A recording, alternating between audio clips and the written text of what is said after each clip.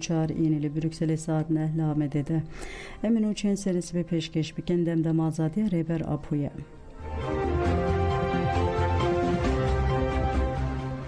Hevseruke konseri ve berakeceke Cemil Bayıkut ve emli serbenga modernite demokratik jiyane junu ve ava biken Cemil Bayık li ser bandona moderniteye kapitalist li ser herime biteybeti ji Kurdistan'ı rastiya civak buna gele Kurd u paradigmaya moderniteye demokratik ya Reber Abdullah Öcalan ji kovara azadi komelgere goterek nivisiye. Cemil Bayık dugo tarakhode di beje ruşulata navenda şaristaniya devlet perez a Çiniye. Yekemi şaristaniya navendi li cihane u heza navendi li ruşulata navin derketiye hole u yekemi şaristaniya hegemonike. Demaku pergala şaristaniya ruşlata navin hati helveşandın pergala moderniteye kapitalist derketiye hole. Nale cihane hegemonya pergala kapitalist ya çarset saliheye. Lehemberi ku navenda moderniteye kapitalist Avrupa'ya moderniteye kapitalist berdevama şaristaniya ruşlata navine. Nırkhen şaristaniya ruşlata navin derbasi moderniteye kapitalist ya Avrupa buye. Dive moderniteye kapitalist şaristaniya ruşlata navin cudan ne editin? Navbera van dev cudahiyen şekli hene. Derketin şaristaniya devlet peresya ruşlata navin yek jimijaren heri giring ya dirok edeye. Reber apoji be giringi liser ve müjare ravastiyeye. Geşedanın diruki jiher ali ve digire dez jiberku diruk yek pareye khweza u çavaniya geşedanın diruki be nerin u xwendineke teybetî tê fêm kirin. Dîroka perçebûna şaristaniya ruşlata navîn girînge û divê mirov li ser vê yekê rawaste. Eger ev nebe ne derketina moderniteye kapitalîst ne ji belavbûna vê ya li ruşlata navîn nayê fêm kirin.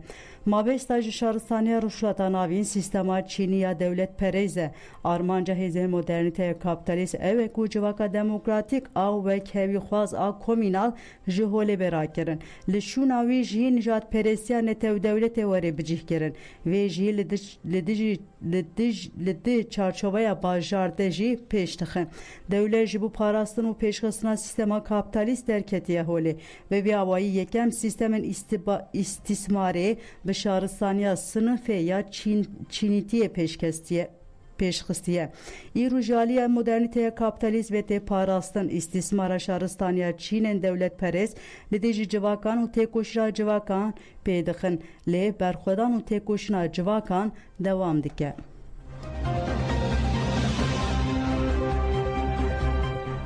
Mrapê bank li netewêniyek bûyî kir serdana İmraliyê bikin rûniştinên mafê mirovan yên konseya netewêniyek bûyî ku li ofîsa Cinevê di nehê Êlonê de dest pê kir ve heta nehê Cotmehê dewam bike.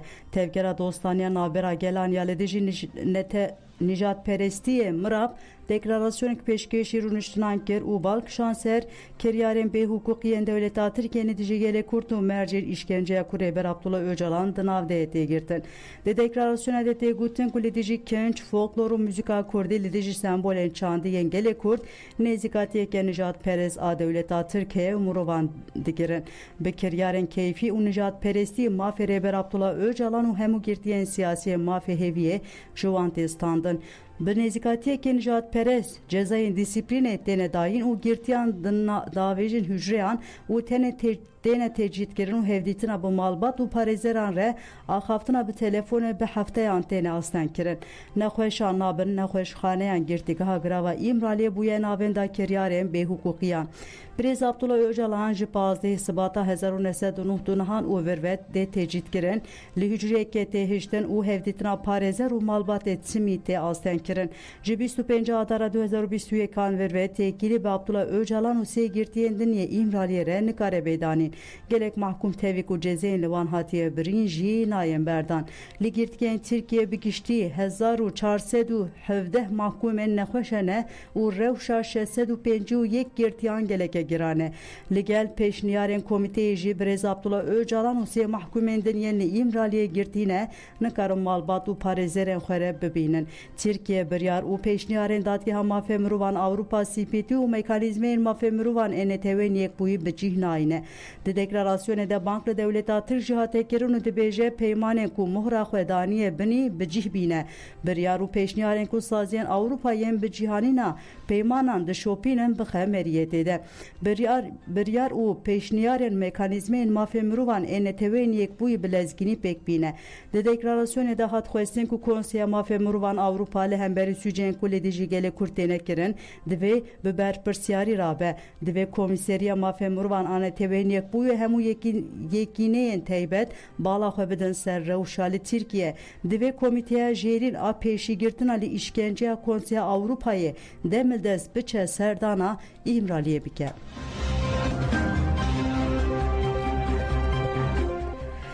Wê li zanîngeha Cînevê ji bo tecrîd panelek werêdar xistin. Panelê li zanîngeha Cînevê wê pêşengiya navenda Civaka Kurda Demokratîk a Cînevê NCDK YJKS di çarçoveya ji Abdullah Öcalan ra azadî ji pirsgirêkira Kurd çareseriya siyasî di dê cotmehê de were pêkanîn. Partiya Şoreşgera Komünîst PSR û Koma Serhildan jî wê piştgiriyê bide panelê.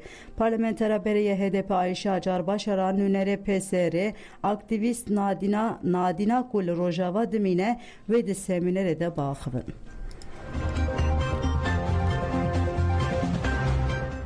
Şivanê ku leşkerên Tirk geflê xwaribûn hate şehîdkirin. Ömer Deniz êsû sê saliyê ku li gundê Çevekûbet yê girêdayî navçeya Agirî Bazdê şivantiyê dike duh li nêzî Qarakola Artêşa Tirk baweyeke kuştî hate dîtin. Piştî ku Pezê Deniz şivantiya wan dikir tenê vegeriyane gundiyan dest bi lêgerîna şivan kirin. Gundiyan Deniz di 200 metre dûrî noxteya kontrolê baweyeke derb li serê wî ketiye û hatiye kuştin dîtin. Gundiyan ragihandin ku Deniz ji ber ku cil û bergên herêmî li xwe dikirin timî ji aliyê leşkerên Tirk ve daha hişyarî kirin û gelek caran ji gevasî xurtiyê lê dixwaran. Cenazeye Ömer Deniz ji bo otopsiyê birine saziya tıpa adli ATK'ye agiriye.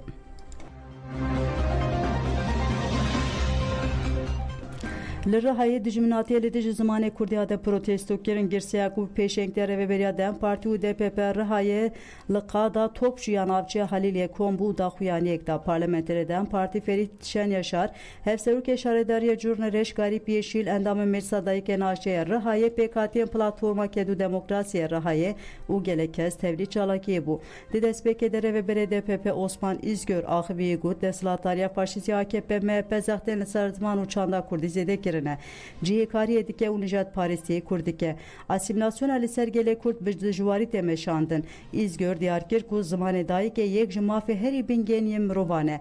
Em ê têkoşîna xwe êdî jî her cure kiryarên nijadperest bidomînin. Pişre parlamenterê Dem Partî Ferit Şenyaşar axiviyê got em ê li her derê bi Kurdî baxivin û bersiv bidin êrîşan.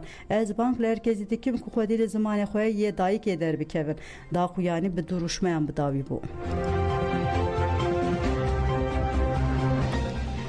Saziya Sîxurtiyê parastin rojnavan argêşgev da basa parastina dezgah istixbarata girêdayî PDK Başûrê Kurdistanê dike û dibêje parastin di sala 1967 de hate avakirin endamên destpêkeyên parastin ji aliyê endamên Mossad'a İsrailê ve hatine perwerdekirin. Di sala 1973 de jî peywendiyên parastin û mîtê Tirk çêbûn. Mesud Barzanî di sala 1992 de li Ankara'yê li gel wezîrê mîtê yên wê de Sönmez Köksal hevdîtin pêkanî û piştê kuştina lehengên Kurd yên Bakurê Kurdistanê dest pê kir. Piştî vê civînê Doktor Şivan Seyit Kırmızı Toprak û Seyit Elçî serokê PDK Bakurê Kurdistanê bi destê mît û parastinê hatin şehîd kirin. Di çend mehên dawî de jî li bajarên Başûrê Kurdistanê bi taybetî li Hewlêrê şewatên mezin bi destê mît û parastinê derketin û xistin stûyê PKK'da. da. Fazıl Mîranî li Duhokê Mukurhat ku 200 kincên gerî li hatin amadekirin û tîmên mît û parastin van cilan xwe dikin û ji bo reşkirina PKK êrişî noxteyên asayişa giştî û polîsên Duhokê dikin. Mîtê û parastin di yekê pêşbûra 2024 de li navenda mîtê Antalya civînek veşartî pêkanîn. Piştî vê civînê kontrolên paramîlîter li Başûrê Kurdistanê hatine avakirin û kuştina welatparêzan dane dest pê kirin. Piştre bi navê pêşmergeyên Sînorê Behdînan hêzeke cerdevan hate avakirin di nava van pêşmergeyan de beşekî kontrol bi navê hemcek hate avakirin û li herêma Duhokê hatine bicihkirin. Mûçeyên vê koma kontra ji aliyê dewleta Tirkiye ve dahatin dayên paramilîterên Kurd li baregeha leşkeriya dewleta Tirkiye dagirker ya li Bamernê hatine perwerdekirin. Erkavan komên paramilîter şerkirina li dijî gerleyên azadiya Kurdistanê ye.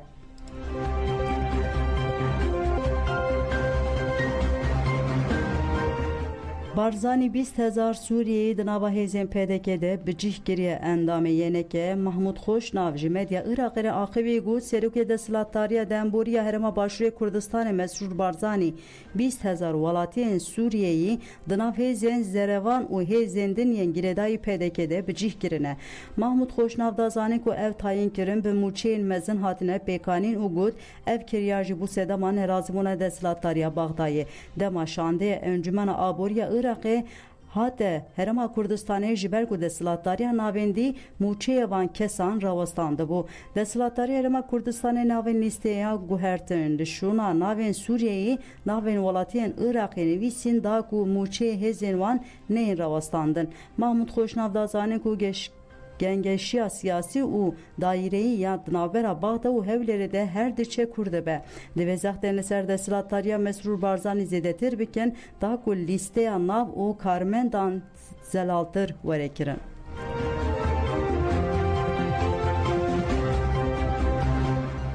Li dijî rojnamevan İrfan Uçar doz hat vekirin. Rojnamevan İrfan Uçar di şeşê karna 2023 de li taxa Kerkûk a navçeya li taxa Kerkûk a navçeya İslahiye ya Dîlokê di serdegirtina malê de hatibû binçavkirin û biryara kontrolê adlî hatibû berdan. Serdozgeriya Komereya Dîlokê derbarê Uçar de îdaname amadekir û bi îdayê endamê rêxistinê ye ji 7 sal û hatta 15 salan ceza jê dixwaze. İdaname jaliyê duyemîn dadgehê cezaya giran a Dîlokê ve hatê qebûl kirin. İdanameyê de xebatên pîşeyî yên İrfan Uçar, nûçeyên amadekirine û röportaja derbarê rojnamevan nivîskar Musa Anter de çêkirine weke sûç hatine nîşandan. Rojnamevan İrfan Uçar têkildarî îdanameyê derbarê wî de hatî amadekirin de axivî got Dadgehên İstanbulê bi salanê agahî bi belge peyda nekirine ji ber vê yekê biryara neşopandunê da û doz şandin Dîlokê. Piştî dosya hate Dîlokê di serdekirtina malê de hatibû minçavkirin û derbarê min de doz hate vekirin.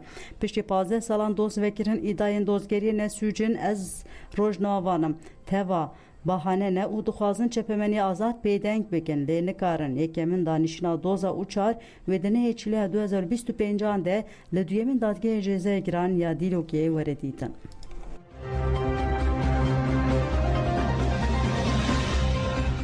Qedexeya internetê bandora herî giran li medya Kurd dike. Zextên li ser çepemeniya Kurd û sosyalîst bingeya sansûrkirina internetê di rapora sansûrê de di nava malperên çepemeniya Kurd de yê ku heta sala 2023 hatine sansûrkirin anêfe di rêza destpêkê de ye.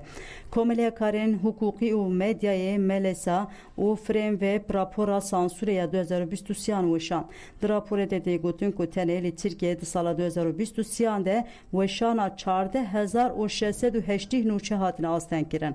Qedexeya li ser nûçegihaniya internetê jî sala 2023 gihîşte asta herî bilind. Li gorî raporê di sala 2023 wihaye 397,907 navên qadê, 14,680 nûçe, 5,641 parvekirinin medya dijital, 743 hesabên medya dijital, 38 şîroveyên li ser Googlê, 33 encamên lêgerînê, neh sepanên mobil, 5 dosyayên Google'ê dirive, 2 adresên mailê û dokümantereke Google'ê jî hatine asten kirin. Di sala 2023 de sih navên cuda yên malperên nûçeyan ku di nava wan de jî nêv jî heye hatiye qedexe kirin. Di raporê de qedexeya li ser çepemeniya Kurd û çepemeniya sosyalîst ji anêfe bigirin heta medya haber û jinha heye. Azadiya Welat û Ajansa Mezopotamya, Ajansa Nûçeyana Diclê jî hene. Ji bilî van weşanên muxalîf ETA, Gazete Duvar, Sendika.org, Mücadele Birliği, Evrensel, Bir Gün, Artı Gerçek, Sol Haber, Yeni Demokrasi, malperên en internete hatine qedexe kirin. Belediyenin Cemal Üçen serisi bir peşkeş girenin ana xatirə edilmiş.